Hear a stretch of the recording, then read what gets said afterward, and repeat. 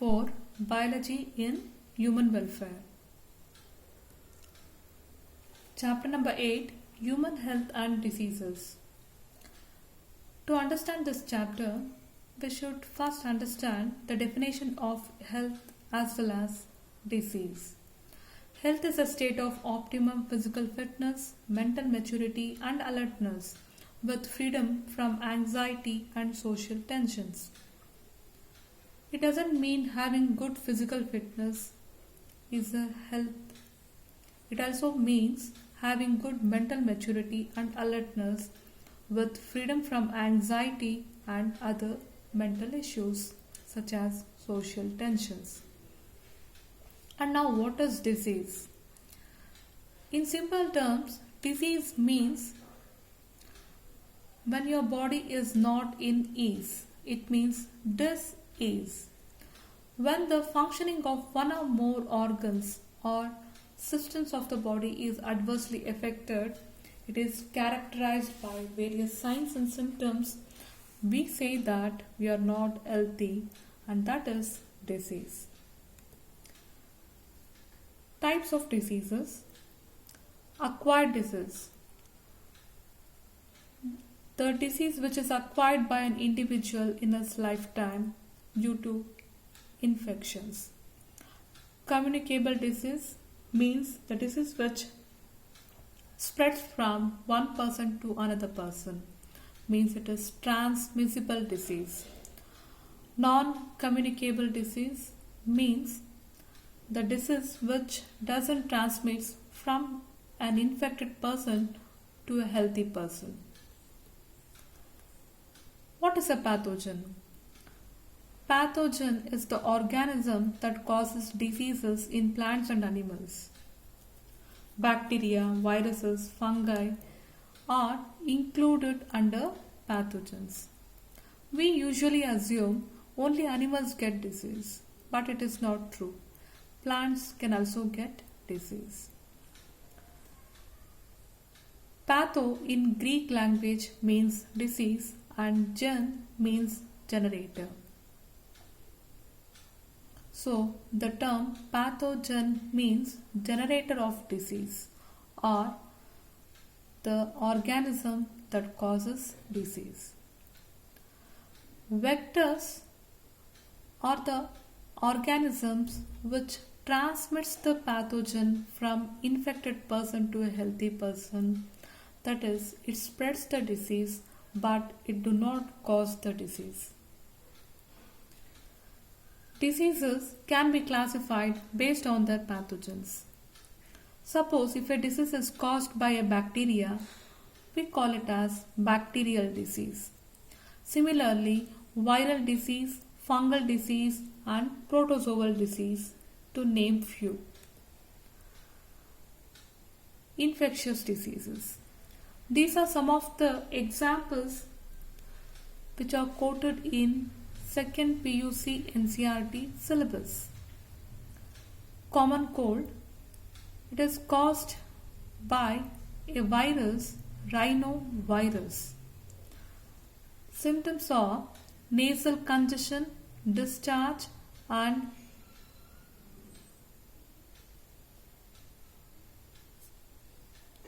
sore throat, cough and headache. Typhoid. Typhoid is a bacterial disease caused by Salmonella typhi. The symptoms are sustained high fever, loss of appetite, constipation, fever, headache, chills, etc. Pneumonia. Pneumonia, again, it is caused by a bacterium called Streptococcus pneumoniae and Haemophilus influenzae. The symptoms are high fever, headache, chills, cough and cold. Malaria is caused by a protozoa, Plasmodium vivax and Plasmodium falciparum. The symptoms are acute headache, tiredness, fever, headache, chills, cough, cold and many others. Amoebic dysentery, it is caused by a protozoa called Entamoeba histolytica. This is a foodborne disease caused due to contaminated food, and the symptoms might be loose motions. Ringworm is caused by a fungus called Microsporum epidermophyton and trichophyton. This is a skin infection. Usually, fungus causes skin infections, so the diseases are also termed as dermatitis. The symptoms looks like dry scaly lesions on skin, scalp, proceeded with itching. Ascariasis. It is caused by Ascaris lumbricoides. So this is a worm which causes Ascariasis disease. You must note here, Ascaris is the worm and Ascariasis means disease. Symptoms are like anemia, muscular pain, internal bleeding and insomnia. Insomnia stands for sleeplessness. Filariasis or elephantiasis. It is caused by a worm and nematode called Wucheria brunforti. The common name for this is filarial worm. This infection is through a vector called mosquito, and mosquito acts as a vector to transmit the filarial worm. The symptoms are fever, enormous swelling of affected part. It may be arm, foot or leg. So this disease is commonly called elephant foot disease. Let us look at some images and identify the type of disease. The first image shows the worm in the intestine. So it is an intestinal worm, Ascaris. So what might be the disease? Ascariasis.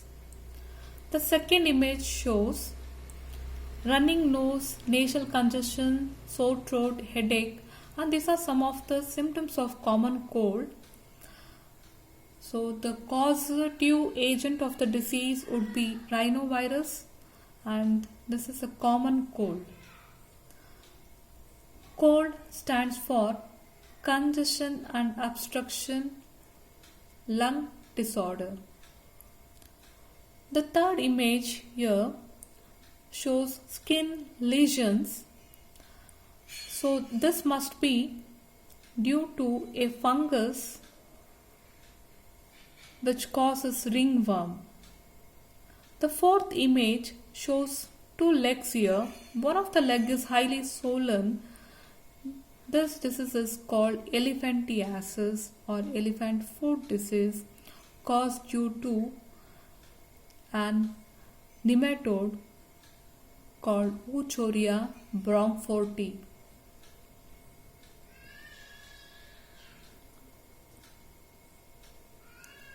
Let us understand one of the disease called malaria and how it spreads from person to person. To understand this life cycle of malarial parasite, which is Plasmodium, we must understand some of explanation. Malarial parasite. Malaria is caused by a digenetic, means having two hosts to complete its life cycle, and it is said to be triphasic, means having three phases of life cycle. The malarial parasite, which is Plasmodium, needs two hosts to complete its life cycle.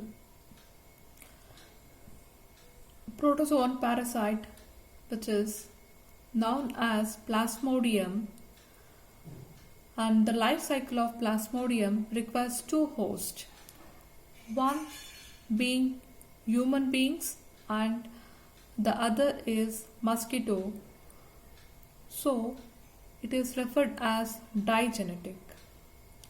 Here, female Anopheles mosquito serves as vector for the transmit of disease. Life cycle of malarial parasite. Plasmodium usually enters the body as sporozoites, which is said to be infectious form through the bite of infected female Anopheles mosquito, which acts as a vector. The sporozoites reach the liver cells via blood where they initially multiply. These then attack the RBCs, resulting in their rupturing. The rupture of RBC is associated with release of a chemical called hemozoin, which is said to be toxin, and it causes chill and high recurring fever every 3 to 4 days. The female Anopheles mosquito, when bites an infected human being, malarial parasite enters into further development to form sporozoites inside the human body, thus initiating the above mentioned cyclic process again. Let us see what are the symptoms. Here, malaria is characterized by recurring rigors lasting 6 to 10 hours. There are 3 stages here: cold stage, which shows chill and shivering; hot stage, where temperature rises to 100 degrees Celsius; and sweat stage, followed by perspiration. Now let us come back to the life cycle of Plasmodium diagrammatic view. Here, as you can see, the Anopheles mosquito, which is a vector which transmits the disease through the mosquito bite, the sporozoites enters the healthy human being. These sporozoites, when it reaches liver, they multiply in the liver, and this sporozoites now destroy the healthy RBC cells by transforming themselves into merozoites. Now, when the mosquito bites an infected person, it carries the sporozoites in its gut. Within the mosquito gut, there are several transformations of the Plasmodium, and finally it becomes sporozoites, which spreads the disease, and the cycle repeats again and again. So the Plasmodium is said to be digenetic, which needs 2 hosts for the completion of its life cycle, and as mentioned earlier, it requires 2 hosts, that is the mosquito as well as human beings.